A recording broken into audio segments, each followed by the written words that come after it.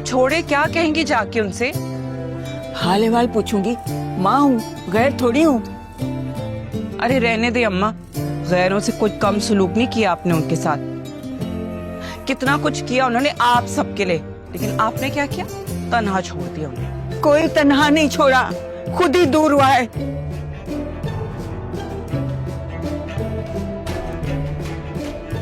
खुद दूर हुआ है? इतना भाईजान, खुद दिमाग चलाने वाले। ये तो मैं हूं जिसने उनके दिमाग में ये सब डाला है। और भाईजान, उनकी औलाद चली गई पर उनका गुरूर नहीं किया।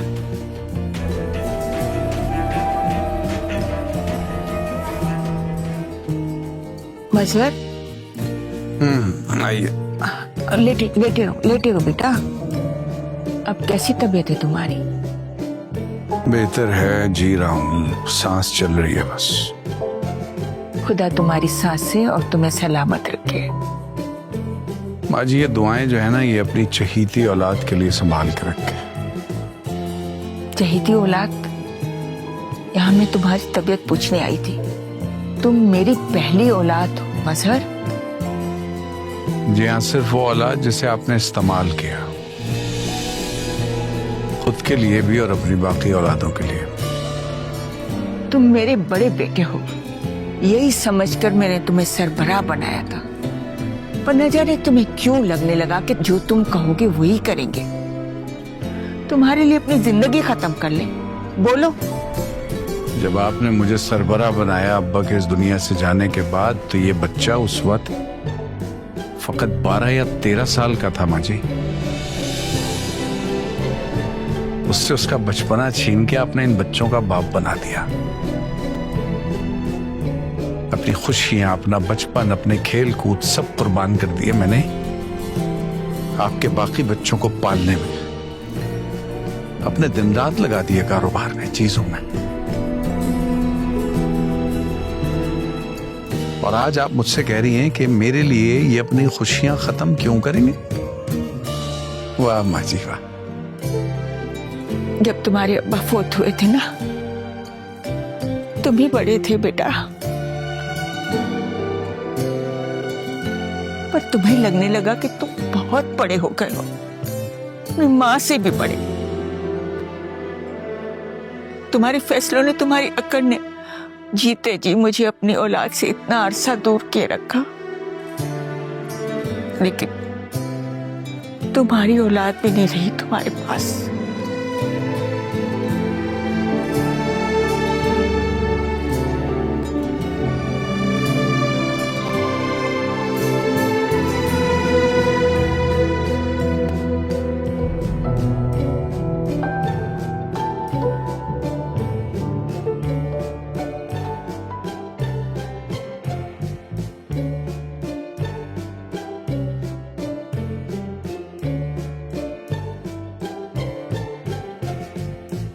हाँ सुता है।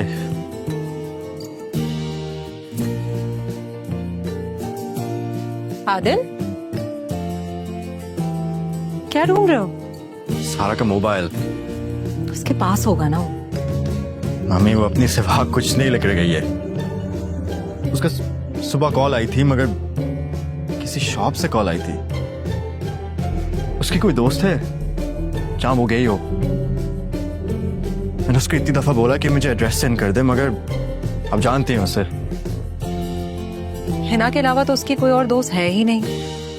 हैदराबाद में कौन होगा? तुम हिना से मालूम करो, उसको पता होगा शायद। नहीं नहीं नहीं, अभी ये बात घर में है, ये बाहर नहीं आनी चाहिए। मामू आज पूछ रहे थे अगर पुलिस को इन्वॉल्व करना चाहिए, मैंने रोक दिया था। देखिए मामी, अगर आपको उसका फोन मिल जाए तो प्लीज मुझे दे दिएगा। वैसे भी मैं डाटा निकाल दूंगा तो मुझे पता चल जाएगा वो कहाँ से कॉल्स आ रही हैं, मगर फोन की तलाश करनी होगी। तुम्हें अगर उसकी फिर से कॉल आती है ना, तो प्लीज उससे कहना कि उसकी माँ उसके लिए बहुत परेशान। मुझसे कुछ कह के भी नहीं गई, मुझे कुछ बता के चली जाती तो। लेकिन जब वो आएगी, हम साथ उसके कान पकड़ के पूछेंगे कि तुम कुछ बता के क्यों नहीं गई, और उसकी पिटाई भी लगाएंगे। मार से और मरने से ही तो भाग के गई है वो यहाँ से। अच्छा मैं ढूंढती हूँ phone. You look for it.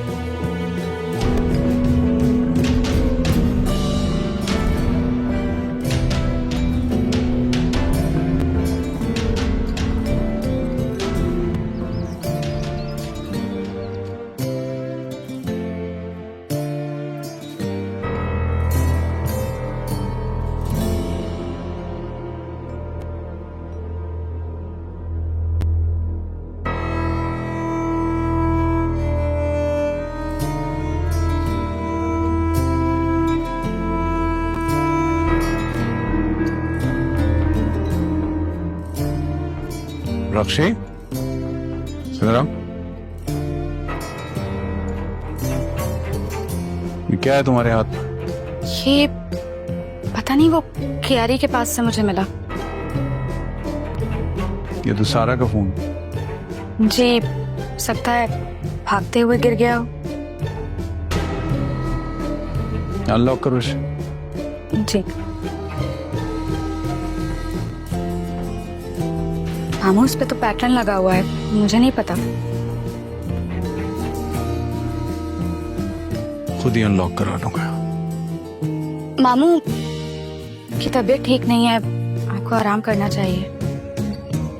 कल भी हॉस्पिटल में थे आप।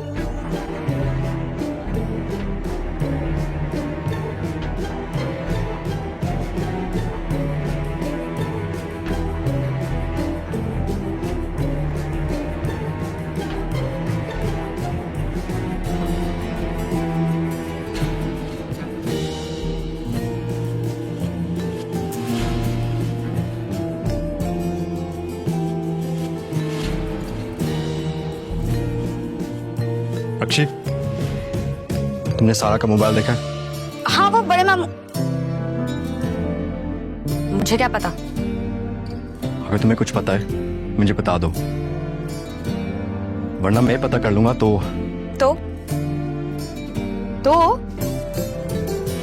तो क्या मम्मा, ये देखे ना, शक करता रहता है।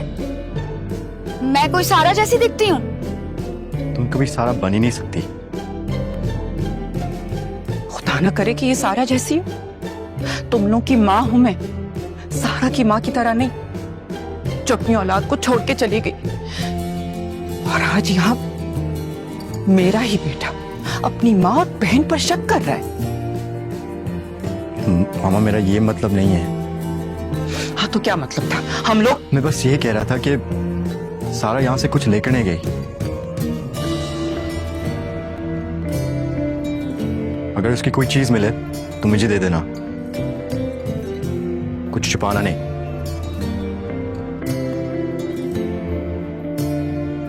ये इसको क्या हो गया? कुछ ज्यादा इंक्वायरी नहीं कर रहा? पहले तो इतना दुख नहीं था सारा का इसे।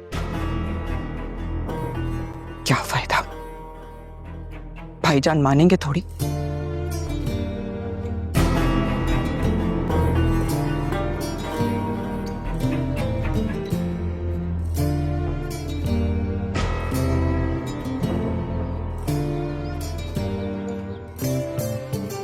आप आए ना ऊंटनी पहाड़ के नीचे,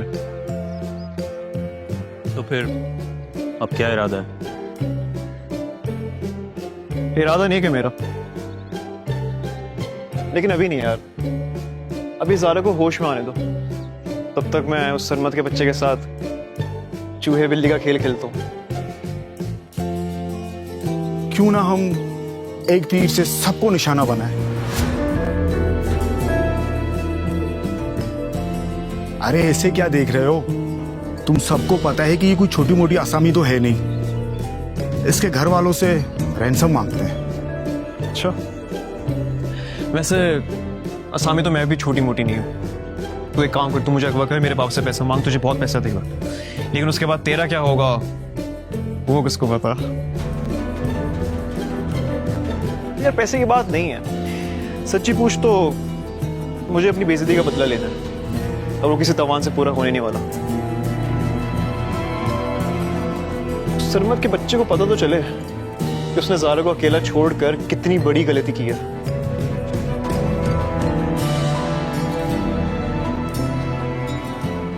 बात सुन, नंबर है तेरे पास सरमत का?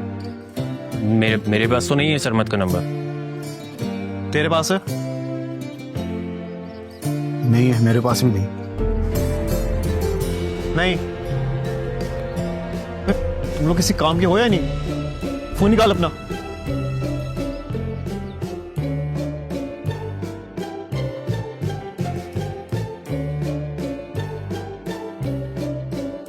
तुम्हें शाकार होते एक दिन देखेगी ये दुनिया। मेरा दीवानापन जिस दिन हुनर में मुंतकिल होगा। तुम अपना हुनर आजमाते रहो जब तक तुम फना नहीं हो जाते। फनाफिया हासिल होना। फरमाद मैं सुन तो लो, फनाफिया हासिल होना चाहता हूँ, ला हासिल होके अमर होने का मुझको शौक नहीं कह रहा। भाई क्या हो गया, सुन तो लो। क्या बोला तुमने? हो गया तुम्हारा? इसको ना थोड़ा आसान लफ्जों में समझाओ। ये ठीक है भाई, ना मोहब्बत मिलती है, मार भी खाता हूँ, और ये जिंदगी होगी।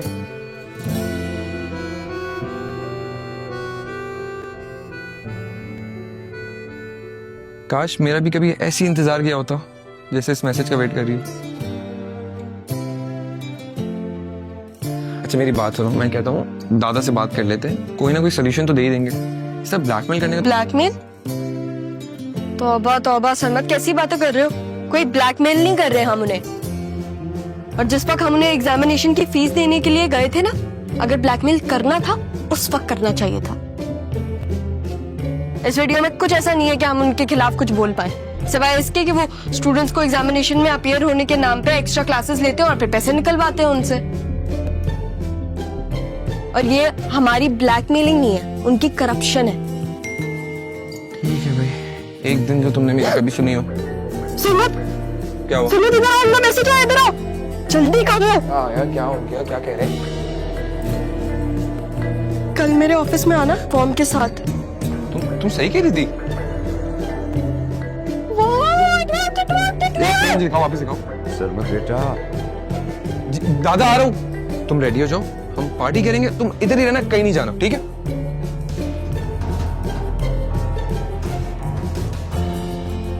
जी दादा। दादा दादा क्या? सरमत, जी पप्पू, कैसी तबीयत आपकी? बेहतर फील करनी है भैया? मुझे तुम ये बताओ, तुम लोग कराची कहाँ गए थे?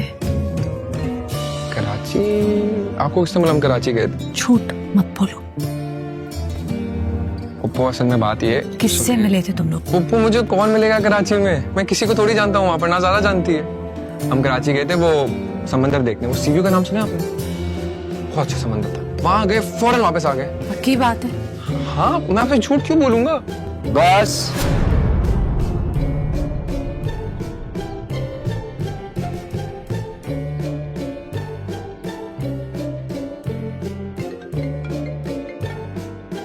सरमत, तुम्हारा फोन।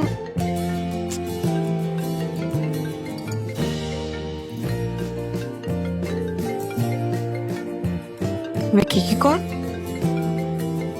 इसके पास विक्की की कॉल क्यों आ रही है?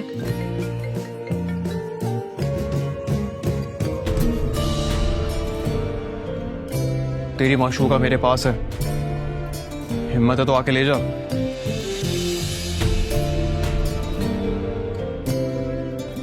क्या हुआ, बोलती बंद हो गई तेरी? हाँ, ज़ारा मेरे पास है। मैं उसके पास? लेकिन मैं तो यहाँ। सारा, वो यहाँ? तुझे लोकेशन भेज रहा हूँ, आधे घंटे में आ जा, वरना तेरा कोरीना हो जाएगा।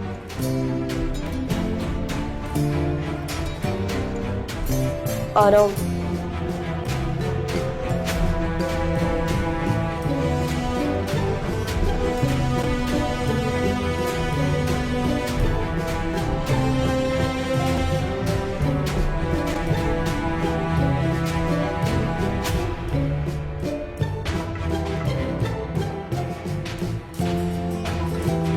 तुम्हारी माँ भी कासिम को मार के चली गई, और ये यही चाहा कि मैं भी मर जाऊं, लेकिन नहीं, नहीं मरा ना, मैं जिंदा हूं।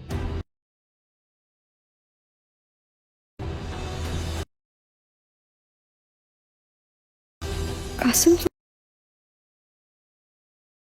मेरा भाई,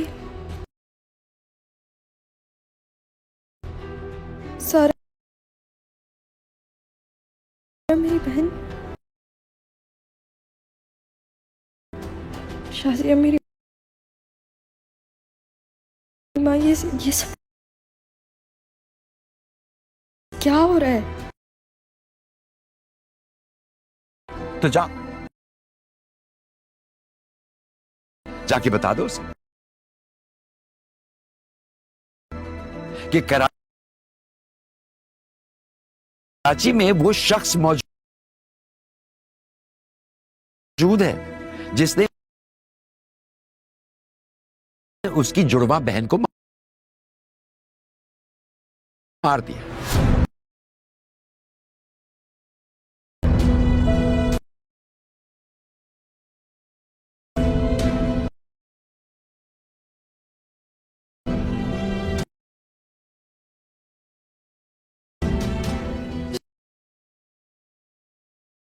सारा ये सच बोल रही है विकी?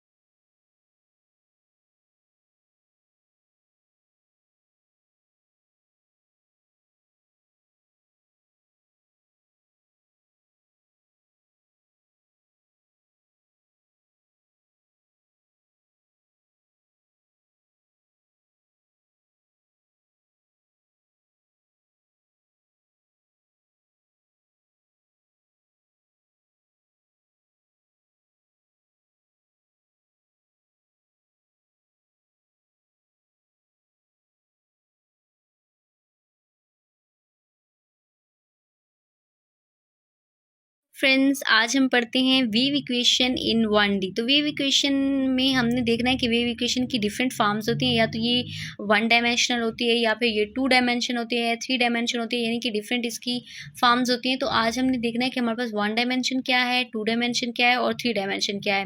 सबसे पहले तो ये एक बहुत बेसिक कॉन्सेप्ट है कि 1 डायमेंशन हमारे पास क्या होता है। 1 डायमेंशन वो चीज़ होती है जिसको जो एक डायरेक्शन में हो, जिसका मैग्नीट्यूड एक ही हो, जिसकी डायरेक्शन एक ही हो, मतलब कोई भी चीज़ है वो मूव कर रही है सिर्फ एक डायरेक्शन में, तो उसको हम क्या कह देते हैं, 1D कह देते हैं। ठीक है, तो यहाँ wave equation, the wave equation is a second order linear partial differential equation for the description of wave or standing wave fields.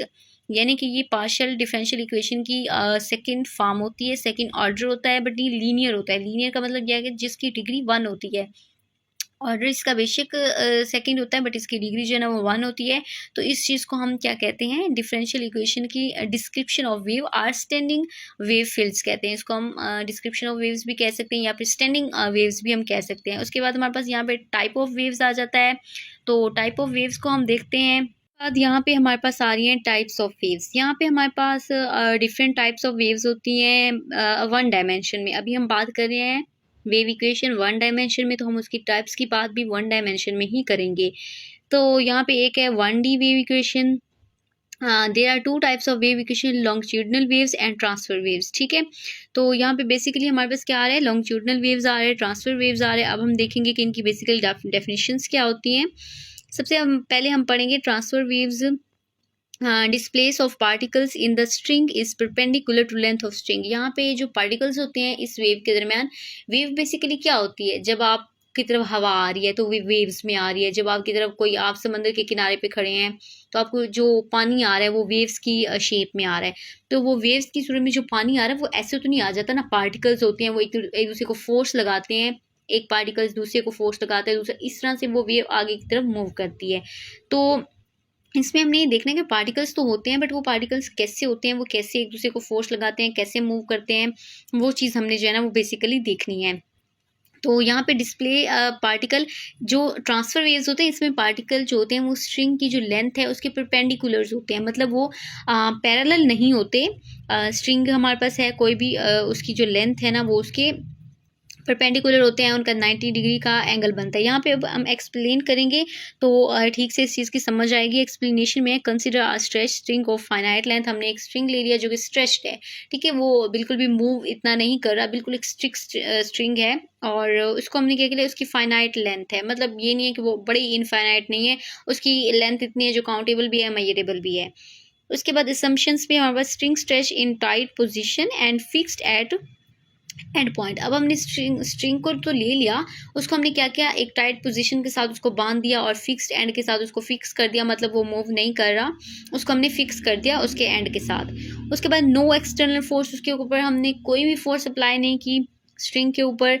The tension in a string is produce along the tension to the curve, जो उसके अंदर tension produce हो रही है क्योंकि वो stretched है और वो किसी चीज़ के साथ फिक्स है, तो उसके अंदर फोर्स, हमारे पास कोई भी एक्सटर्नल फोर्स नहीं आ रही, बट उसकी जो एक चीज़ जो टेंशन क्रिएट हो रही है ना स्ट्रिंग के अंदर, तो उसके बारे में हमारे पास है कि स्ट्रिंग के अंदर जो टेंशन क्रिएट हो रही है वो जो कर्व बन रही है ना, टेंजेंशियल कर्व, वो उसके अलोंग प्रोड्यूस हो रही है।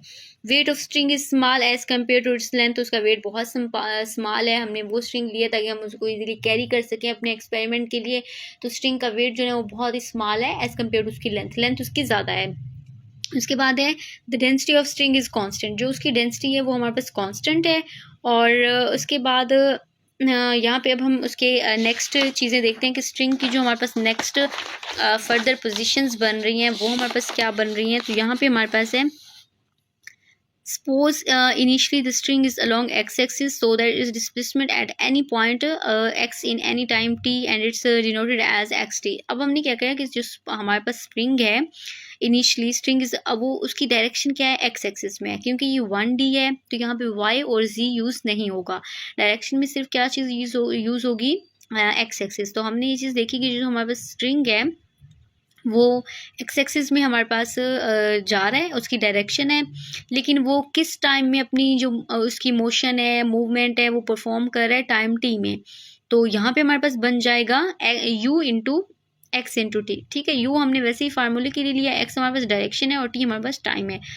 Now we consider element of vibrating string of length del x. जो एलिमेंट्स वाइब्रेट कर रहे हैं स्ट्रिंग के अंदर उनको हम क्या कह देते हैं, डेल एक्स कह देते हैं, ठीक है। डेल हमारे पास एक चेंज है क्योंकि वो वाइब्रेट हो रहे हैं, एक जगह से वाइब्रेट होकर दूसरी जगह से वाइब्रेट होकर दूसरी जगह, तो इस तरह से उनके दरमियान जो लेंथ है उसको हम क्या कहते हैं, डेल एक्स कहते हैं। And we write its equation of motion, हमने इसकी इक्वेशन ऑफ मोशन लिखनी है। This elements of string is moving in direction of perpendicular to x axis, जो कि हमने ऊपर पढ़ा था कि उसकी डायरेक्शन हमारे पास क्या है, परपेंडिकुलर है और वो एक्स एक्सिस की डायरेक्शन में है। और जो फोर्स है वो मोशन की ही डायरेक्शन में है, क्योंकि अगर आप फोर्स लगाएंगे तो वो मूव करेगा ना, तो फोर्स जिस डायरेक्शन में लग रही है मोशन भी उसी डायरेक्शन में हो रही है, तो ये दोनों चीज़ें सेम है।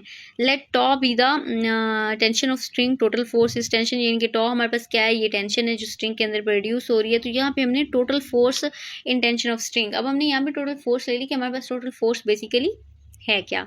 तो फोर्स हमारे पास क्या है, टॉ sine beta minus tau sine alpha.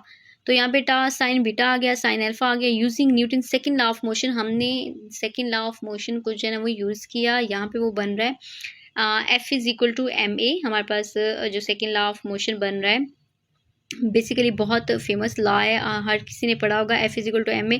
तो इसके अकॉर्डिंग अगर हम देखें तो हमारे पास tau sine beta minus tau sine alpha is equal to rho del X del square U X T and del T square. तो ये हमारे पास क्या होगी, फर्स्ट इक्वेशन हो गई। अब हमारे पास यहाँ पे हमने टॉ दोनों तरफ से जो है कॉमन ले लिया, जब टॉ हम कॉमन लेंगे तो यहाँ पर sine beta and sine alpha आ जाएगा, और यहाँ पे rho del X partial square U X T और पार्शियल टी स्केयर। तो ये उसकी बेसिकली जो इक्वेशन है वो बन गई है स्ट्रिंग की। तो यहाँ पे ये हमने सारी थ्योरी पहले देखी, और अगर हम बेसिकली हमें थ्योरी का कंसेप्ट क्लियर हो अगर, तो हम उसको बहुत अच्छे से पढ़ सकते हैं, जो कि हमारे पास नीचे जो इक्वेशन है उसको बहुत अच्छे से हम लिख सकते हैं अगर हमें थ्योरी जो है ना वो क्लियर हो, ठीक है। क्योंकि उसमें यही चीज़ें बताई गई हैं कि आपने स्ट्रिंग ले लेना है, इतनी फोर्स ले लेनी है, ये चीज़ ले लेनी है। तो अगर ये चीज़ें हमारे पास क्लियर हैं तो हम इजीली जो है ना उसकी थ्योरी वगैरह लिख सकते हैं। उसके बाद यहाँ पे हमारे पास इक्वेशन 1 एंड 2 हो गई, उस इक्वेशन को हमने रीअरेंज किया तो हमारे पास ये फाइनल इक्वेशन आ गई, ठीक है। तो फाइनल इक्वेशन हमारे पास del X over del S over del X आ गया, 1 plus del Y square over del X के स्केयर अंडर रूट। तो ये चीज़ हमारे पास जो है ना वो बेसिकली जो स्प्रिंग की मोशन के लिहाज से जो चीज़ आई है वो हमारे पास बेसिकली ये चीज़ होती है। बाद यहाँ पे हमारे पास आ रही हैं टाइप्स ऑफ वेव्स। यहाँ पे हमारे पास डिफरेंट टाइप्स ऑफ वेव्स होती हैं वन डायमेंशन में। अभी हम बात कर रहे हैं वेव इक्वेशन वन डायमेंशन में, तो हम उसकी टाइप्स की बात भी वन डायमेंशन में ही करेंगे। तो यहाँ पे एक है 1D wave equation, there are 2 types of wave equation, longitudinal waves and transfer waves, ठीक है। तो यहाँ पे बेसिकली हमारे पास क्या आ रहा है, लॉन्गिट्यूडनल वेव्स आ रहे हैं, ट्रांसफर वेव्स आ रहे हैं। अब हम देखेंगे कि इनकी बेसिकल डेफिनेशंस क्या होती हैं। सबसे पहले हम पढ़ेंगे transfer waves. Displace of particles in the string is perpendicular to length of string. यहाँ पे जो पार्टिकल्स होते हैं इस वेव के दरमियान, वेव बेसिकली क्या होती है, जब आप की तरफ हवा आ रही है तो वे वेव्स में आ रही है, जब आपकी तरफ कोई आप समंदर के किनारे पे खड़े हैं तो आपको जो पानी आ रहा है वो वेव्स की शेप में आ रहा है। तो वो वेव्स की सूरत में जो पानी आ रहा है वो ऐसे तो नहीं आ जाता ना, पार्टिकल्स होते हैं वो एक दूसरे को फोर्स लगाते हैं, एक पार्टिकल्स दूसरे को फोर्स लगाता है, दूसरा, इस तरह से वो वेव आगे की तरफ मूव करती है। तो इसमें हमने ये देखना है कि पार्टिकल्स तो होते हैं, बट वो पार्टिकल्स कैसे होते हैं, वो कैसे एक दूसरे को फोर्स लगाते हैं, कैसे मूव करते हैं, वो चीज़ हमने जो है ना वो बेसिकली देखनी है। तो यहाँ पे डिस्प्ले पार्टिकल जो ट्रांसफर वेव्स होते हैं, इसमें पार्टिकल जो होते हैं वो स्ट्रिंग की जो लेंथ है उसके परपेंडिकुलर्स होते हैं, मतलब वो पैरेलल नहीं होते। स्ट्रिंग हमारे पास है कोई भी, उसकी जो लेंथ है ना वो उसके परपेंडिकुलर होते हैं, उनका 90 डिग्री का एंगल बनता है। यहाँ पे अब हम एक्सप्लेन करेंगे तो ठीक से इस चीज़ की समझ आएगी। एक्सप्लेनेशन में consider a stretch string of finite length, हमने एक स्ट्रिंग ले लिया जो कि स्ट्रेच्ड है, ठीक है, वो बिल्कुल भी मूव इतना नहीं कर रहा, बिल्कुल एक स्ट्रिक्ट स्ट्रिंग है, और उसको हमने क्या किया, उसकी फाइनाइट लेंथ है, मतलब ये नहीं है कि वो बड़ी इनफाइनाइट नहीं है, उसकी लेंथ इतनी है जो काउंटेबल भी है, मेजरेबल भी है। उसके बाद असम्पशंस में हमारे पास string stretch in tight position and fixed at end point. अब हमने स्ट्रिंग को तो ले लिया, उसको हमने क्या किया, एक टाइट पोजीशन के साथ उसको बांध दिया और फिक्स्ड एंड के साथ उसको फिक्स कर दिया, मतलब वो मूव नहीं कर रहा, उसको हमने फिक्स कर दिया उसके एंड के साथ। उसके बाद नो एक्सटर्नल फोर्स, उसके ऊपर हमने कोई भी फोर्स अप्लाई नहीं की स्ट्रिंग के ऊपर। The tension in a string is produce along the tension to the curve, जो उसके अंदर टेंशन प्रोड्यूस हो रही है क्योंकि वो स्ट्रेच्ड है और वो किसी चीज़ के साथ फिक्स है, तो उसके अंदर फोर्स हमारे पास कोई भी एक्सटर्नल फोर्स नहीं आ रही, बट उसकी जो एक चीज़ जो टेंशन क्रिएट हो रही है ना स्ट्रिंग के अंदर, तो उसके बारे में अब हमारे पास है कि स्ट्रिंग के अंदर जो टेंशन क्रिएट हो रही है वो जो कर्व बन रही है ना, टेंजेंशियल कर्व, वो उसके अलोंग प्रोड्यूस हो रही है। Weight of string is small as compare to its length, तो उसका वेट बहुत स्मॉल है। हमने वो स्ट्रिंग लिया ताकि हम उसको इजीली कैरी कर सकें अपने एक्सपेरिमेंट के लिए। तो स्ट्रिंग का वेट जो है वो बहुत ही स्मॉल है एज कम्पेयर टू उसकी लेंथ उसकी ज़्यादा है। उसके बाद है the density of string is constant, जो उसकी डेंसिटी है वो हमारे पास कांस्टेंट है।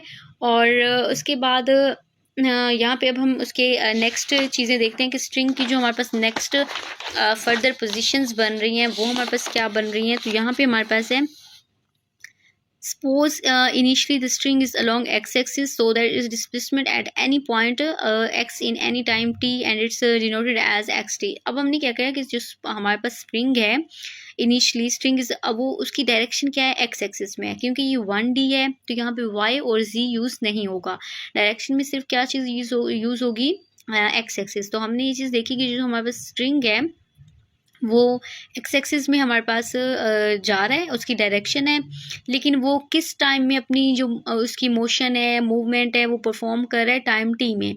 तो यहाँ पे हमारे पास बन जाएगा u into x into T. ठीक है, u हमने वैसे ही फार्मूले के लिए लिया, x हमारे पास डायरेक्शन है और t हमारे पास टाइम है। Now we consider element of vibrating string of length del x. जो एलिमेंट्स वाइब्रेट कर रहे हैं स्ट्रिंग के अंदर उनको हम क्या कह देते हैं, डेल एक्स कह देते हैं। ठीक है, डेल हमारे पास एक चेंज है क्योंकि वो वाइब्रेट हो रहे हैं, एक जगह से वाइब्रेट होकर दूसरी जगह से वाइब्रेट होकर दूसरी जगह। तो इस तरह से उनके दरमियान जो लेंथ है उसको हम क्या कहते हैं, डेल एक्स कहते हैं। And we write its equation of motion, हमने इसकी इक्वेशन ऑफ मोशन लिखनी है। This elements of string is moving in direction of perpendicular to x axis, जो कि हमने ऊपर पढ़ा था कि उसकी डायरेक्शन हमारे पास क्या है, परपेंडिकुलर है और वो एक्स एक्सिस की डायरेक्शन में है। और जो फोर्स है वो मोशन की ही डायरेक्शन में है, क्योंकि अगर आप फोर्स लगाएंगे तो वो मूव करेगा ना, तो फोर्स जिस डायरेक्शन में लग रही है मोशन भी उसी डायरेक्शन में हो रही है। तो ये दोनों चीज़ें सेम है। Let tau be the tension of string, total force is tension, यानी कि टॉ हमारे पास क्या है, ये टेंशन है जो स्ट्रिंग के अंदर प्रोड्यूस हो रही है। तो यहाँ पे हमने total force in tension of string, अब हमने यहाँ पे टोटल फोर्स ले ली कि हमारे पास टोटल फोर्स बेसिकली है क्या। तो फोर्स हमारे पास क्या है, टॉ sine beta minus tau sine alpha. तो यहाँ पे टॉ साइन बीटा आ गया, साइन अल्फा आ गया। Using Newton second law of motion, हमने सेकंड लॉ ऑफ मोशन को जो है ना वो यूज़ किया। यहाँ पे वो बन रहा है F is equal to ma, हमारे पास जो सेकेंड लॉ ऑफ मोशन बन रहा है बेसिकली बहुत फेमस लॉ है, हर किसी ने पढ़ा होगा, F is equal to ma। तो इसके अकॉर्डिंग अगर हम देखें तो हमारे पास tau sine beta minus tau sine alpha is equal to rho del X del square U X T and del T square. तो ये हमारे पास क्या होगी, फर्स्ट इक्वेशन हो गई। अब हमारे पास यहाँ पे हमने टॉ दोनों तरफ से जो है कॉमन ले लिया। जब टॉ हम कॉमन लेंगे तो यहाँ पर sine beta and sine alpha आ जाएगा, और यहाँ पे rho del X partial square U X T और पार्शियल टी स्केयर। तो ये उसकी बेसिकली जो इक्वेशन है वो बन गई है स्ट्रिंग की। तो यहाँ पे ये हमने सारी थ्योरी पहले देखी, और अगर हम बेसिकली हमें थ्योरी का कंसेप्ट क्लियर हो अगर, तो हम उसको बहुत अच्छे से पढ़ सकते हैं। जो कि हमारे पास नीचे जो इक्वेशन है उसको बहुत अच्छे से हम लिख सकते हैं अगर हमें थ्योरी जो है ना वो क्लियर हो। ठीक है, क्योंकि उसमें यही चीज़ें बताई गई हैं कि आपने स्ट्रिंग ले लेना है, इतनी फोर्स ले लेनी है, ये चीज़ ले लेनी है। तो अगर ये चीज़ें हमारे पास क्लियर हैं तो हम इजीली जो है ना उसकी थ्योरी वगैरह लिख सकते हैं। उसके बाद यहाँ पे हमारे पास इक्वेशन 1 और 2 हो गई, उस इक्वेशन को हमने रीअरेंज किया तो हमारे पास ये फाइनल इक्वेशन आ गई। ठीक है, तो फाइनल इक्वेशन हमारे पास del X over del S over del X आ गया, 1 plus del Y square over del X के स्केयर अंडर रूट। तो ये चीज़ हमारे पास जो है ना वो बेसिकली जो स्प्रिंग की मोशन के लिहाज से जो चीज़ आई है वो हमारे पास बेसिकली ये चीज़ होती है।